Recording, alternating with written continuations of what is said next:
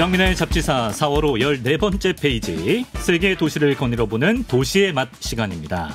숭실대 글로벌 통상학과 교수이자 59개국 370여 개 도시를 여행한 마일리지 빌 게이츠 도시인문학자 정희섭 작가님과 함께합니다. 어서 오세요. 안녕하십니까. 사바이디 도시인문학자 정희섭입니다. 아유, 반갑습니다. 오늘도 이제 외국어로 인사를 건네주셨네요. 그렇습니다. 라오스 말이고요. 사바이디? 네, 사바이디 하는데 이 D를 끊어주면 안 되고 약간 길게 이어줘야 됩니다. 사바이디 이런 식으로. 그리고 노비라고 하는 라오스 전통 인사법이 있습니다. 근데 그것을 손에 붙여서도 안 되고 약간 띄어서 이렇게 사바이디 하고 아침, 점심, 저녁이 다 사바이디입니다. 남녀노소한테 다 쓸 수가 있고요. 그렇기 때문에 긴장 안 하고 어디를 가서든 사바이디 이렇게 하시면 됩니다. 고개도 살짝 숙여야 됩니다. 그렇습니다. 고개도 약간 이렇게 공손하게 숙이는 게 좋고요. 근데 그렇다고 이게 코 이상으로 올라가면 안 됩니다. 예를 들어 이렇게 되면 이게 장난이 됩니다. 오히려 모독하는 거고. 약간 무리한. 그렇습니다. 해병대 박수가 되는 거고. 해병대 박수를 치면 안 되고 코가 넘어가지 않게 요 끝에서 이렇게 사바이디 해주면 그 사람들이 그 순박한 웃음을 지으면서 이렇게 아주 너무 좋아합니다. 인중을 넘지 않게. 그렇습니다. 여기서 딱 끝내줘야 됩니다. 반갑습니다. 태국어하고도 사실 많이 비슷하죠. 사와디 캅 느낌도 나는. 그렇습니다. 사와디 캅도 약간 사와디 비슷한 거죠. 사바이디하고. 그래서 사바이라고 하는 것이 건강이라는 뜻이고요. 이제 디라고 하는 것이 이제 바램을 이렇게 만들어내는 그런 뜻입니다. 그래서 이제 건강해 뭐 그런 뜻이 되는 거죠. 사실 태국어하고 라오스 말이 그 사촌지간입니다. 그래요? 태국 사람하고 그 라오스 사람하고 70%를 알아듣습니다. 통하네요. 그렇습니다. 그리고 태국 북동쪽에 있는 그 이산 지방에 있는 사람들은 라오스 사람들하고 거의 싱크로율 100%에 가깝고요. 물론 그렇지만 다른 말도 있습니다. 태국 말로는 그 건배를 그 촌깨우, 잔을 비우자, 잔을 부딪히자 촌깨우 하는데 이 라오스에서는 땀쩍합니다. 땀쩍. 쩍이 컵이거든요. 잔을 부딪히자. 땀쩍. 그리고 다른 것도 있고. 그렇지만 뭐 거의 같은. 근데 라오스 사람들한테 라오스 말이 태국 말을 닮았다. 그러면 굉장히 기분 나빠합니다. 그래요? 네. 태국 말이 라오스 말을 닮은 거다. 그게 오히려 라오스 말이 태국 말의 고어다. 태국 사람들은 다르게 생각하나요? 태국 사람들은 다르게 생각하는 거죠. 그 라오스를 조금 이렇게 업신여기게. 사촌 말이니까 누가 처음인지는 우리가 불분명한 거예요. 그렇죠? 그렇습니다. 더군다나 뭐 태국 말에는 자음이 44개가 있고요. 그러니까 우리는 또 세종대왕한테 감사해야 되고요. 자음이 24개밖에 안 되니까. 그리고 태국 문자 보니까 엄청 그 그림처럼 꼬불꼬불 우리가 보기에는 되게 어려워 보이던데 라오스 문자도 그런가요? 그렇습니다. 거의 뭐 산스크리트어에서 나왔고요. 그러다 보니까 뭐 뱀도 있고 닭도 있고 문자 안에 상징한 임산부도 있고 항아리도 있고. 저도 이렇게 태국에 있으면서 배워보려고 했는데 말은 좀 배웠습니다만은 너무 문자가 어려워서 포기했던. 또 그 라오스 말에는 육성이 있습니다. 태국 말에는 오성이 있고. 그러다 보니까 라오스 말이 좀 더 어려운 그런 경향도 있습니다. 한번 그 라오스 위치 지도를 한번 보고 갈까요? 태국과 인접해 있는 것 같은데 태국에 이제 우리가 봤을 때 오른쪽에 라오스가 있고 라오스는 동남아 국가 중에서 특이하게도 바다랑 안 닿아 있네요.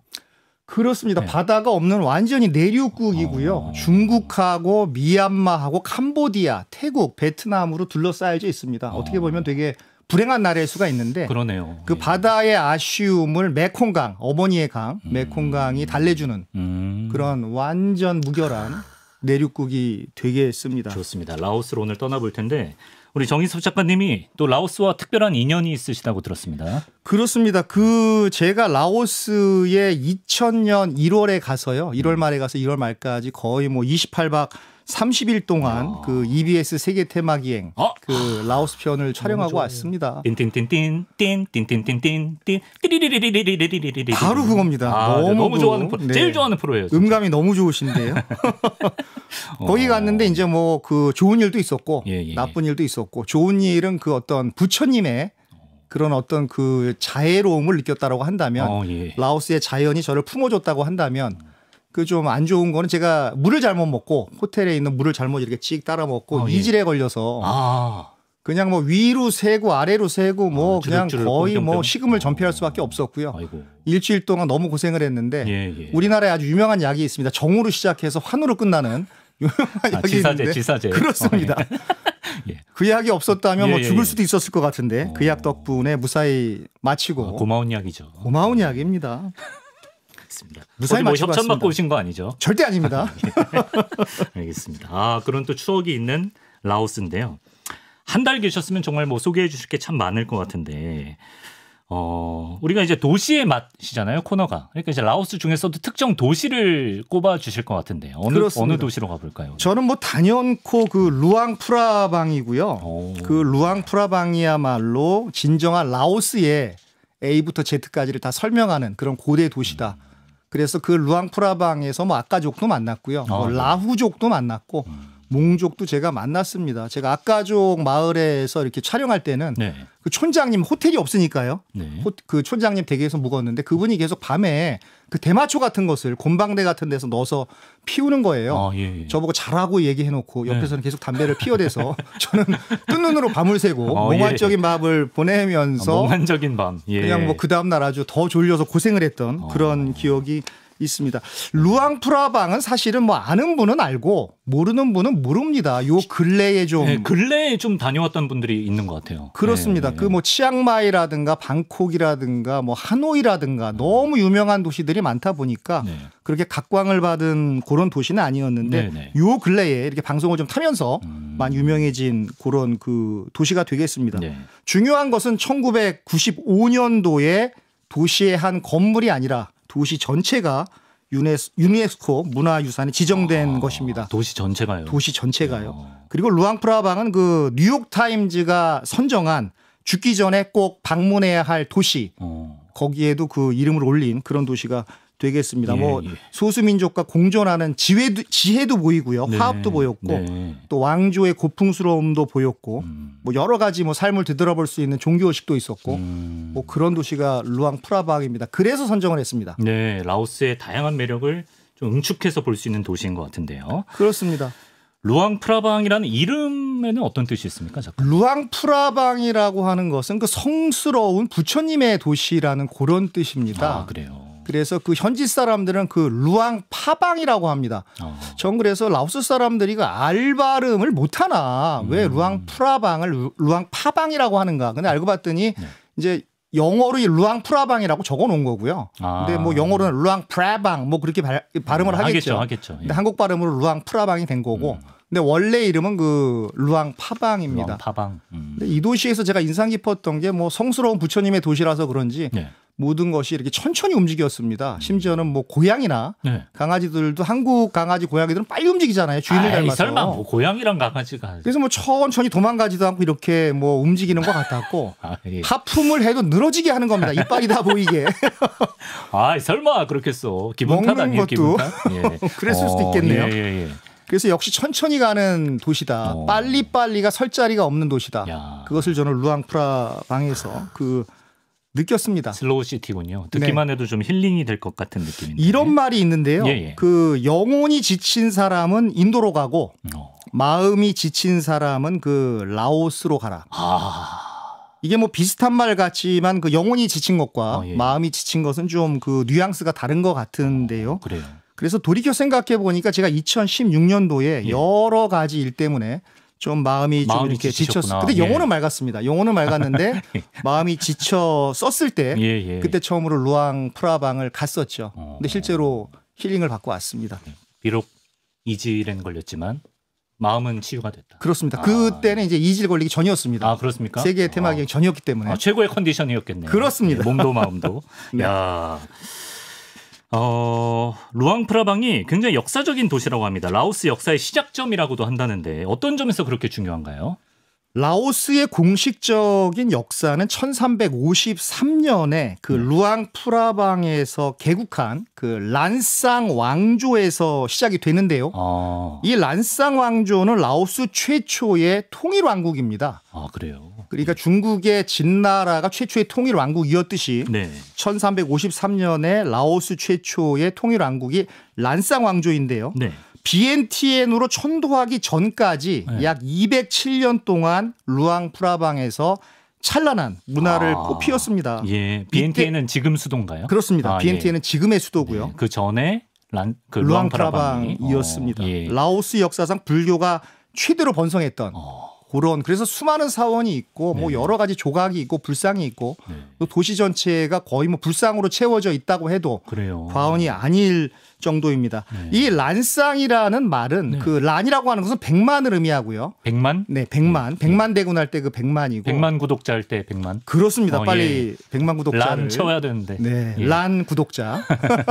예. 쌍은요? 쌍은 그 코끼리란 뜻입니다. 태국에선 창이라고 발음을 하고 라오스 말로는 쌍이라고 발음을 합니다. 태국 맥주 코끼리 그려진 거. 창비어, 창맥주. 비어창. 아, 그래. 창이 네. 그 코끼리구나. 그렇습니다. 예. 라오스 말로는 쌍인데요. 예. 그러니까 상상을 해보십시오. 이게 무슨 코끼리가 10,000마리만 있어도 엄청나게 보통 100만이면 뭐 장미 정도 셀 때 100만 송이 장미 이렇게. 그렇습니다. 코끼리가 100만 마리. 코끼리가 100만 마리니까 뭐 진짜 있었는지 뭐 없었는지 모르겠지만 예. 그만큼 강성했다. 야. 이런 것들을 보여주는 전 용어라고 생각을 합니다. 예. 그러다 보니까 실제로 그 14세기경 중반쯤 해서 태국하고 베트남의 그 북부까지 예. 이 란쌍 왕조가 거의 뭐 모든 국력을 발했던 것이죠. 야. 그런 게 바로 란쌍 왕조입니다. 네. 그러다가 1707년까지 무려 네. 360년 가까이 라오스 일대를 다스린 네. 그런 강성했던 제국이었고 나라였습니다. 이런 것들이 바로 이제 그 한 위대한 왕, 파웅음 왕이라는 대왕이 있는데요. 아, 예. 우리나라로 따지면 태조 이성계와 세종대왕을 합쳐놓은 듯한 그런 대단한 왕이고 네. 라오스 사람들은 지금까지도 이 파웅음 대왕을 이 라오스의 진정한 국부다 이렇게 자랑스러워합니다. 그러니까 세종대왕의 위대함과 뭐 약간 건국군주라는 의미가 있는 건가요? 그렇습니다. 아, 예. 건국을 했는데 뭐 여러 가지 제도를 혁파하고 새로운 것들을 만들고 했던 예. 그런 혁신 군주였던 것이죠. 야.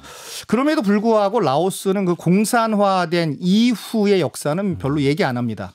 본인들이 흑역사라고 생각을 하고 많은 네. 사람들이 죽구해서 예. 공산화 이후에 대해서는 별로 말하기를 싫어하는 것 같았고 아, 예. 란쌍 왕조에 대해서 얘기를 하면 뭐 너무 좋아하고 란쌍이라고 하는 것이 뭐 호텔 란쌍 호텔도 있고 아, 그래요. 란쌍 레스토랑도 있고 그렇습니다. 굉장히 자랑스러운 라오스의 역사입니다. 영광의 시절이구나.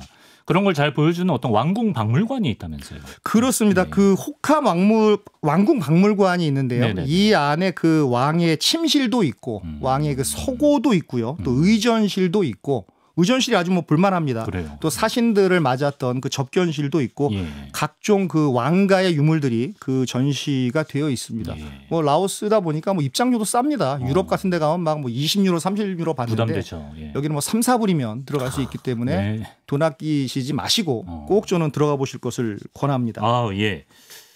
이제 말씀하신 대로 이제 라오스가 지금은 공산주의 체제 국가잖아요. 그걸 이제 국민들은 별로 자랑스러워하지 않는다라고 하시긴 했지만 어쩌다 이렇게 공산화가 된 건지도 궁금한데요.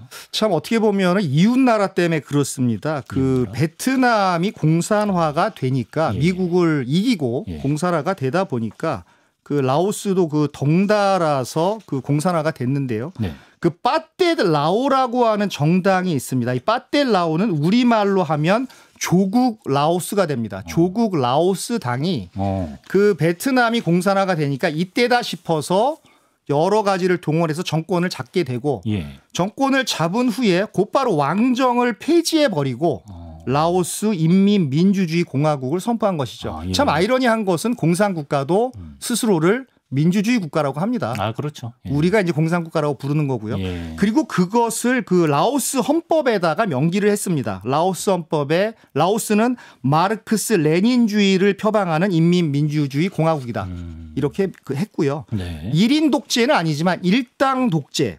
일당 독재 국가입니다. 그래서 네. 라오스의 국가 정책은 9명으로 구성된 이 정치국이라고 하는 조직이 있거든요. 네. 정치국과 49명으로 구성된 이 중앙위원회. 이것이 이렇게 그 국가를 통치하는 아주 그 정확하면서 예, 예. 절실하면서 예. 그 이렇게 약간 슬픈 그런 일당 독재의 일당 독재다. 나라가 되겠습니다. 예. 형 이제 공산주의 체제 국가라고 하면 우리 입장에서 약간 좀 불안하고 좀 두려운 느낌마저 들 때가 있거든요. 여행하기에 뭐 그러면서 불편한 점은 없습니까? 저는 뭐 밤에도 다녔고요. 거기 가서 뭐 그 체제를 막 비난하거나 뭐 벽보를 붙이거나 무슨 뭐 시위를 한다거나 뭐 이런 일이 아닌 이상 네. 어떤 뭐 그 공산당 정부가 관광객을 제압하거나 제약을 가하는 것은 거의 없었고 저는 뭐 아주 자유스럽게 그 다녔습니다. 네. 그런데 한 가지 그 굉장히 민감해하는 게 이 카메라로 촬영하는 것, 특히 드론 촬영하는 것을 굉장히 민감해했었습니다. 역시 세계 테마기행 찍으러 그 시골에 아주 산속에 갔는데 그 드론 촬영을 하고 저는 걷고 있고요. 이렇게 드론 촬영을 하고 있는데 따야죠 장면. 그렇습니다. 굉장히 중요한 장면이죠. 저는 촬영 감독님이 걸어가라 그래서 계속 먼지를 마시면서 끝날 때까지 스톱할 때까지 앞으로 계속 걸어가는데 드론샷에 먼지는 안 나오는데 안에서 먼지를 드시고 계셨군요. 들이마시고 미세먼지 다 마시고 머리는 먼지로 떡이 되고 그래서 이렇게 딱 찍고 있는데 어느 날 갑자기가 아니라 순간적으로 어떤 젊은 분이 딱 나오더니 이걸 왜 찍느냐.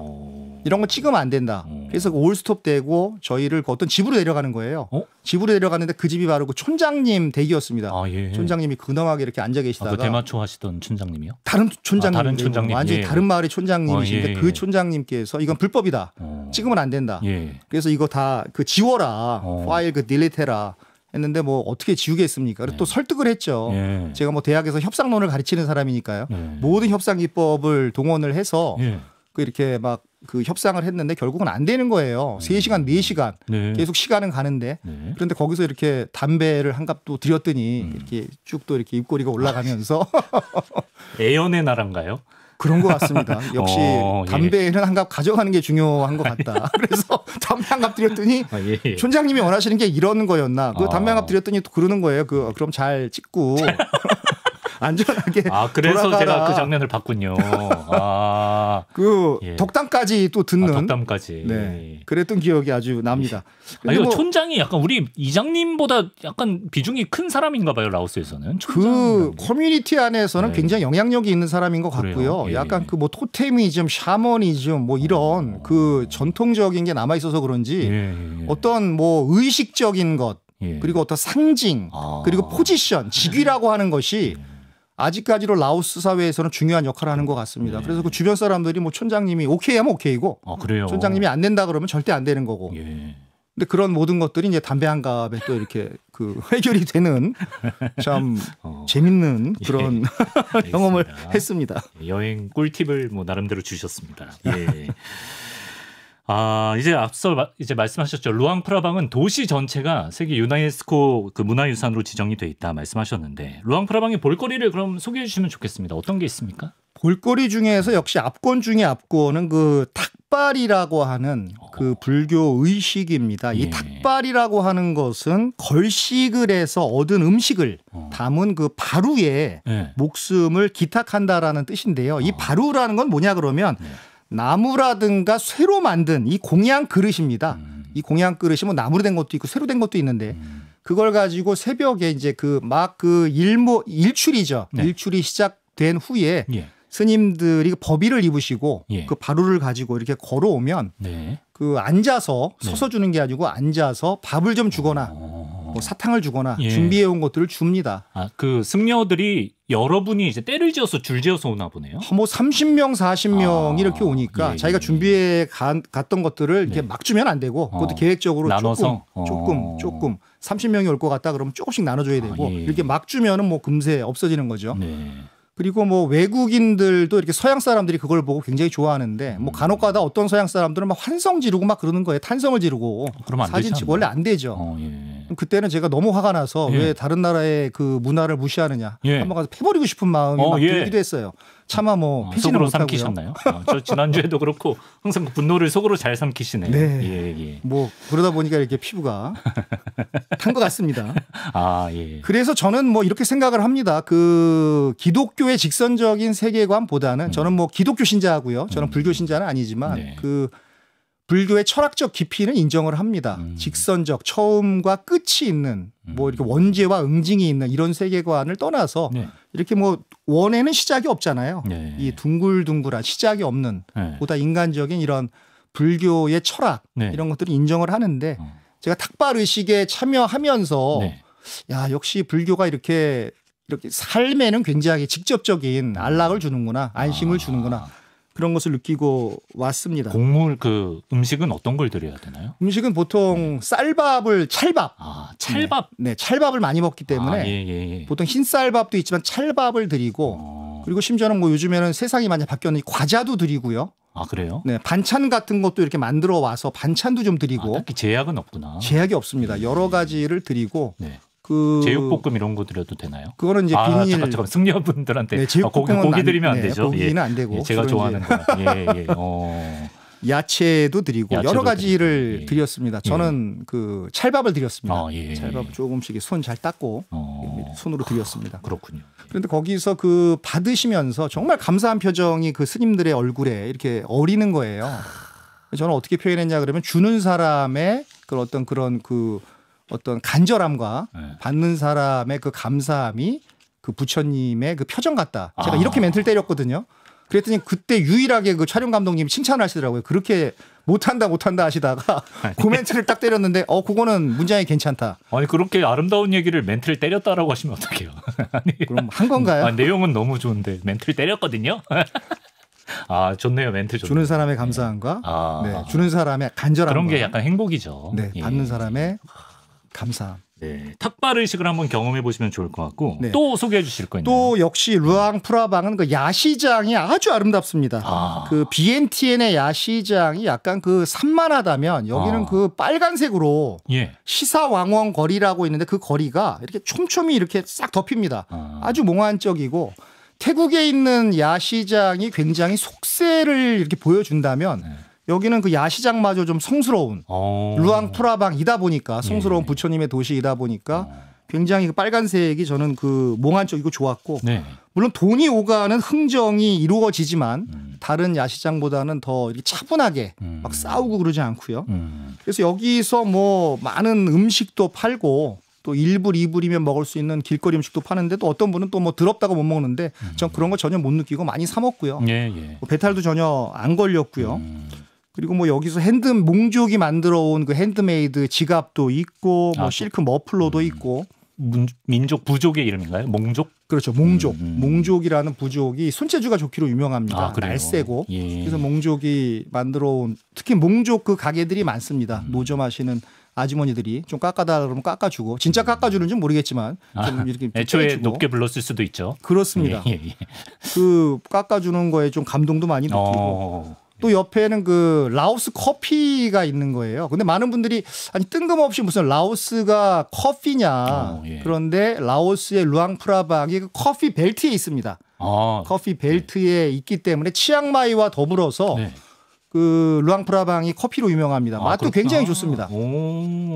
거기서 이렇게 앉아서 또 음식 먹고 나서 커피 한 잔 먹을 수 있고. 진짜 좋겠다. 그 너무 그 아름다운 도시죠. 네, 순박하고 아름다운 도시죠. 그렇습니다. 좀 여유를 갖고 또 불교적인 색채를 느낄 수 있는 도시인 것 같은데, 근데 루앙 프라방이 자연 경관도 그렇게 아름답다면서요? 자연도 이루 말할 수 없이 아름다웠고요. 그 이런 공해가 없습니다. 공해가 없고 자동차가 상대적으로 적다 보니까 마철루가 거의 없다 보니까 공해가 없이 좋았고 거기서 이제 꽝시 폭포라고 있습니다. 한 30분을 타고 차를 타고 가면 그 1일 투어 같은 거 하프데이 투어 같은 걸 이용해서 가게 되면 꽝시 폭포가 나오는데 이 꽝시 폭포 꽝시라고 하는 것이 사슴입니다. 사슴. 네. 사슴이 어떤 절벽을 뿔로 이렇게 박았는데 받은 건가요? 박은 건가요? 받은 거죠. 네, 딱 받았는데 거기에 구멍이 생겼는데 그 구멍에서 물이 철철 나오면서 세게 받았네. 폭포로 변했다. 근데 물 색깔이 진짜 예쁘네요. 거의 블루 라군입니다. 진짜. 네. 블루 라군은 뭐 라오스에만 있는 것은 아니고 뭐 몰디브에도 있고요. 아이슬란드에도 있는데 물속에 있는 그 미네랄하고 미생물이 이렇게 교묘하게 섞이면서 화학 반응을 만들면서 이렇게 색깔을 만드는 거거든요. 너무 좋았습니다. 이렇게 다 우통 벗고 뭐 들어갈 수 있습니다. 들어가 보고 뭐 마실 수는 없지만 뭐 들어가 보고 거기서 이렇게 밧줄 타고 들어가서 떨어지는 사람들도 있고. 봤다. 이거 봤다. 좀 깊은 데도 있거든요. 거기 막 떨어지고 있고. 너무 아름다운 폭포였고 블루라군이 뭐 너무 저한테는 좋았습니다. 힐링의 색깔이죠. 이 옷 색깔 같은 이런 힐링의 색깔이었습니다. 저도 어쩌다 보니까 맞춰 입고 왔네. 근데 저는 이제 물보단 산을 좋아하거든요, 작가님. 산은 없습니까, 산? 산도 있습니다. 산이 그 푸시산이라고 있습니다. 푸시산. 네, 이 푸라고 하는 것이 산이고 그 씨라고 하는 것이 신성하다라는 뜻이니까 신성한 산인 것이죠. 신성한 산인데 그 해발이 얼마 안 높습니다. 우리나라 한 말리제 고개 정도밖에 안 됩니다. 한 남산 정도 되려나요? 그래서 거기 올라가는 계단이 그 328계단짜리가 있는데 이 328계단을 쭉 올라가면 그 루앙프라방이 반도에 있습니다. 남칸강과 메콩강이 합쳐지는 그 반도에 세워진 그 도시가 그 루앙프라방인데 그걸 다 볼 수가 있고 그 선셋 일몰을 볼 때 너무 좋고 저는 거기서 새를 사갖고 올라가서 그 방생을 했습니다. 새를요? 네, 새가 이렇게 케이지에 담겨져 있으면 그걸 돈 주고 삽니다. 한 5불 주고 사면 그 새를 갖고 올라가서 이런 분 처음 봤어. 문을 이렇게 싹 열면 새가 싹 도망갑니다. 그렇죠. 근데 그걸 찍어보려고 했는데 너무 빨리 도망가서 그걸 찍지는 못했습니다. 저는 방조인가요? 방생인데 방어가 아니고 방조, 방생의 일환으로서 또 불교 도시에 갔으니까 또 그런 거 좋네요. 네, 방생 의식. 그 제가 살려준 새가 어딘가에서 저를 축복하고 있지 않을까 그런 생각을 해봤습니다. 이 푸시산 위에 그 아주 유명한 탓좀씨라고 하는 황금색의 탑이 있습니다. 아주 작지만 아름다운 탑인데요. 높이가 뭐 그리 높지 않습니다. 28m 정도 되는 탑인데 이 탑은 1804년에 건축되었으니까 벌써 200년이 넘었습니다. 근데 이 탓좀씨 옆에서 보통 사람들이 사진을 많이 찍고 탓좀씨 근처에 벤치가 한 2개가 있습니다. 근데 거기 우리나라 같으면 항상 사람으로 차 있을 텐데 별로 안 차 있는 것 같아요. 2개밖에 없는데 안 차 있다고? 그래서 여기는 이런 것도 양보를 하는 것인가 뭐 그런 생각도 했고요. 다른 사람 앉으라고 양보를 하는 것인가 아니면은 거기서 제가 생각을 했죠. 이 양보라고 하는 것이 손해가 아니다. 많은 사람들이 양보를 손해라고 생각을 하는데 루앙프라방에서는 양보가 손해가 아니구나. 같이 공존하자는 의미구나. 그래서 항상 의자가 비어 있는 거구나. 또 다른 깨달음이 온 거죠. 그 벤치 2개를 보고 우리나라 같으면 서로 앉으려고 줄 서 있거나 이런 모습이 보일 텐데 왜 비어 있을까? 양보하는 거구나. 큰 손해 보는 게 얻으셨네. 아니구나. 네. 그러놓고 벤치 앉으신 거 아니죠? 그리고 앉았습니다. 앉아서 깨달음을. 앉아서 이제 촬영을 하면서 사진을 찍으면서 뭐. 알겠습니다. 볼거리가 참 많네요. 아까부터 이제 궁금했던 게 한 도시 안에서도 여러 민족을 언급해 주셨단 말이에요. 한 도시 안에도 민족이 굉장히 많은가 봅니다. 민족이 아주 많습니다. 그 라오스에서 공식적으로 49개 소수 민족을 인정을 했는데요. 공인을 했는데 요 근래에는 1개 부족이 추가가 돼서 50개 부족이 있다라고 합니다.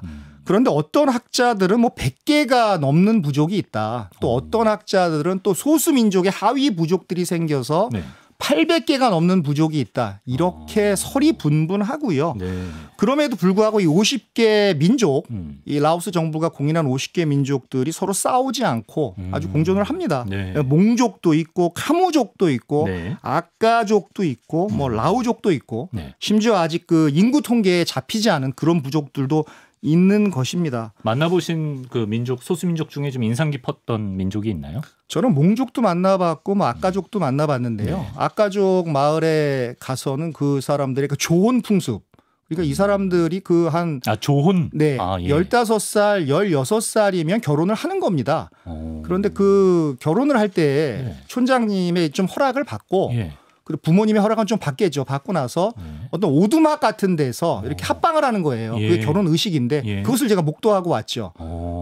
이렇게 15살, 16살밖에 안 되는 신랑 신부가 집이 아니라 그런 오두막에 가서 합방 의식을 치르는구나. 그래서 그런 결혼 의식을 보면서 그 새로운 문화, 이건 새로운 문화이다. 누가 잘잘못을 판단할 수 있는 것이 아니고 그것도 하나의 문화의 일면이구나. 그렇게 느꼈고. 거기서 제 나이면 저 할아버지일 수도 있네요. 그럴 수도 있습니다. 거의 뭐 증조 할아버지일 수도 있고요. 빨리 낳고 증조 할아버지는 아니겠네요. 그러네. 중요한 것은 뭐냐 그러면 이 소수민족이 이제 분리는 그 유대인의 종류와 같이 그 이렇게 지리적으로 유대인을 분류하는 방식도 있듯이 라오스에 사는 소수민족을 그 저지대에 사는 소수민족을 그 라오룸이라고 합니다.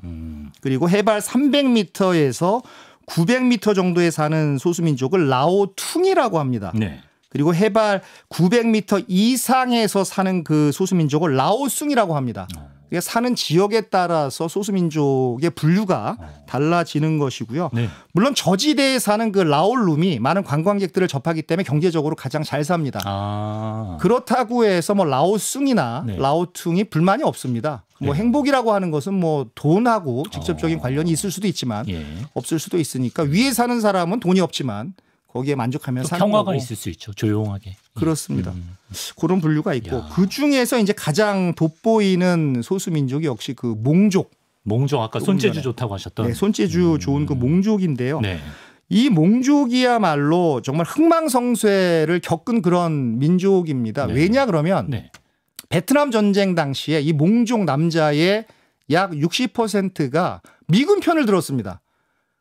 그러니까 미군 편을 들어서 그때는 경제적으로 굉장히 풍요했다고 합니다. 미군이 막 원조 물자를 주니까요. 네네. 당연히 몽족도 미군이 이길 거라고 생각을 했죠. 예. 근데 10년간의 긴 베트남 전쟁이 끝나고 네. 결국은 베트남이 이기니까 라오스가 공산화된 이후에 몽족한테 이제 비난을 하는 거죠. 아니 너는 어쩌다가 미국의 편을 들었냐. 그렇게 비난을 하면서 비난으로 그친 게 아니고 네. 많은 몽족 남자들을 수용소에 보내버리고 아이고. 심지어는 죽여버리고 뭐 이런 일이 벌어졌습니다. 예. 뭐 그러다 보니까 이 사람들이 뭐 도망칠 수 있는 곳은 산 위밖에 없으니까 저 산 위로 올라가서 네. 그 라오숭이 된 거죠. 900m 제일 높은 네, 제일 높은 데서 사는 라오숭이 됩니다. 근데 참 아이러니한 것은 뭐냐 그러면 이 몽족들이 지금은 너무 독특하고 재주도 좋고 이 수공예 하는 크래프트맨십이 좋으니까 네네. 이제는 관광 자원이 된 겁니다. 그래서 라오스 정부에서도 그렇게 막 탄압을 하고 너희들은 산 위에 올라가서 거기서만 살아 내려오지 마 이렇게 탄압을 하다가 지금은 이 몽족을 보러 외국 관광객들이 많이 오니까 네. 오히려 몽족을 이렇게 관광 자원화해서 몽족 마을도 이렇게 만들어 주고요. 아, 그래요? 반농란 몽족 마을이라고 해서 그거 만들고 그래서 뭐 몽족을 통해서 돈도 벌고 있는 뭐 그런 라오스 그렇구나. 정부가 되겠습니다. 근데 몽족 마을 가서 아주 조심할 게 하나가 있죠. 조심할 거요? 네, 조심할 거는 이거는 꼭 조심해 줘야 됩니다. 예. 조심해야 됩니다. 네네. 몽족은 그 이 정수리에 인간의 영혼이 그 기거한다, 살고 있다. 그렇게 생각을 하기 때문에 어린아이라고 할지라도 친하다고 할지라도 머리를 만지면 안 됩니다. 아, 머리 쓰다듬어 주면 안 돼요? 안 됩니다. 되게 싫어합니다. 네, 여기 이제 영혼이 들어있는데 그것을 누군가 와서 이렇게 막 씻지도 않은 손으로 막 만지고 막 물론 귀여워서 하는 거지만 그러면은 되게 불쾌하기 때문에 절대 뭐 다른 손을 만지거나 뭐 다리를 만질지언정 정수리 냄새 맡으면 큰일 나겠네요. 큰일 납니다. 큰일 납니다. 이렇게 했다가는 큰일 나는 거고. 물론 한국에서도 이제 정수리 냄새 맡으면 썩 좋은 건 아니죠. 예. 네. 아, 이거 진짜 꼭 기억하셔야겠네요. 네. 예. 한국 사람들이 많이 하는 실수 중에 하나죠. 네, 작가님 그 라오스에는 왜 이렇게 그러면 소수민족이 다양하고 많이 분포하게 된 건지도 궁금한데 이유가 있을까요? 도망치기가 가장 좋은 것이 사실은 산입니다. 아까 몽족처럼. 네, 이 섬나라가 아닌 이상 이 산으로 도망치면 잡기가 쉽지가 않지요. 네. 사실 뭐 대한민국의 역사에도 빨치산이 있지 않습니까? 빨치산이 산으로 도망가서 게릴라 투쟁을 한 거거든요. 그리고 산에 숨어 버리면 이 자연적으로 이렇게 고립된 바위도 있고 물도 있고 하니까 자연적으로 고립이 될 수가 있고 그런데 라오스의 전 국토 중에서 80%가 산악지형이니까 저 바다 쪽으로 도망치는 것보다는 산 쪽으로 도망쳐서 많은 민족들이 뿔뿔이 흩어져서 정착을 했구나. 그렇습니다. 미얀마에서도 오고 뭐 중국에서도 오고 탄압받던 민족들이 와서 소수민족이 된 거고요. 네. 또 하나는 그 프랑스 시대에 프랑스 사람들이 이 교묘하게 이 부족을 반목시키고 또 이렇게 나눠놓고 이 분리 정책을 많이 시행을 했거든요. 라오스도 프랑스의 지배를 받았나요? 지배를 받았습니다. 아, 그렇구나. 그러나 베트남 같이 많은 잔재가 남지는 않고요. 그 라오스도 프랑스의 지배를 받았습니다. 베트남은 아주 많은 건축물을 남겼는데 라오스에는 그렇게 많이 남기지는 않았고요. 그래서 그런 프랑스 식민지 당시의 분리 분할 정책 뭐 이런 것들도 좀 그 영향이 있다. 뭐 이렇게 설명하는 학자들도 있습니다. 예, 알겠습니다. 이제 마지막 질문을 드릴 시간인데요. 오늘도 이제 먹을 거 얘기하면서 한번 맞춰보면 좋을 것 같습니다. 저희가 이제 우리나라 사람들이 태국이나 베트남 음식 문화는 꽤 익숙해진 편인데 라오스 음식은 생소하거든요. 라오스 특히 루앙프라방의 음식 뭐 어떤 게 있습니까? 음식이 내륙국이다 보니까 역시 그 해산물이 없고요. 이 발효 음식. 말린 것, 뭐 이런 것들이 많이 있습니다. 태국 음식에 비해서 많이 생소합니다. 그런데 라오스 음식의 대표적인 특징은 바로 그 찰밥을 먹는 겁니다. 찰밥을 먹고 스티키 라이스. 스티키 라이스. 예, 스티키 라이스를 먹는데 찰밥을 그 대나무 통에 넣어서 거기다 쪄서 익으면은 대나무 통을 다시 열어서 그걸 퍼먹는데 그냥 먹으면 간이 안 돼 있기 때문에 그 찌우라고 하는 그 이렇게 양념장이 있습니다. 액젓 같은 거. 액젓 맛이구나. 액젓 같은 거에다가 마늘을 좀 집어넣고 해서 양념장을 만들어서 거기다가 찍어서 먹는데 저는 굉장히 짭조름한 게 너무 맛이 좋았고요. 손으로 먹나요? 손으로 먹습니다. 손으로 이렇게 먹고 태국에는 그 소스가 따로 있습니다. 소스가 그 남빠오라고 하는 남플라라고 하는 소스가 따로 있고 베트남에는 느엉맘이라고 하는 소스가 있는데 그것과 거의 흡사한 액젓 같은 그 째우에다가 찰밥을 딱 찍어서 먹는데 전 좋았고 제가 이렇게 지나가니까 어떤 아주머니가 이렇게 저 오라 그러는 거예요. 그래서 이렇게 하나 딱 띄어서 너도 먹어봐라. 근데 맨 처음에는 저거 먹어도 될까? 저거 먹으면 어떻게 될까? 근데 저는 또 이렇게 오픈 마인디드 하니까 가서 이렇게 먹었습니다. 근데 카메라 있어서 드신 거 아니에요? 아닙니다. 그냥 이렇게 오픈 마인드라 오픈 마인드로 드셨는데 먹었는데 뭐 속도 편했고 뭐 전혀 문제가 없었습니다. 이렇게 나눌 줄 아는 사람들이구나. 라오스 사람들은 정이 많습니다. 그렇습니다. 정말 다양한 매력이 있는 라오스의 루앙프라방. 라오스의 작지만 큰 도시 루앙프라방을 오늘 만나봤습니다. 정희섭 작가님과는 다음 주에 또 새로운 도시로 떠나보도록 하겠습니다. 작가님 말씀 고맙습니다. 네, 사바이디 하고 중요한 말이 있습니다. 라꼰 합시다. 라꼰. 라꼰은 뭐죠? 다시 만나요. 다시 만나요. 네. 라꼰. 라꼰.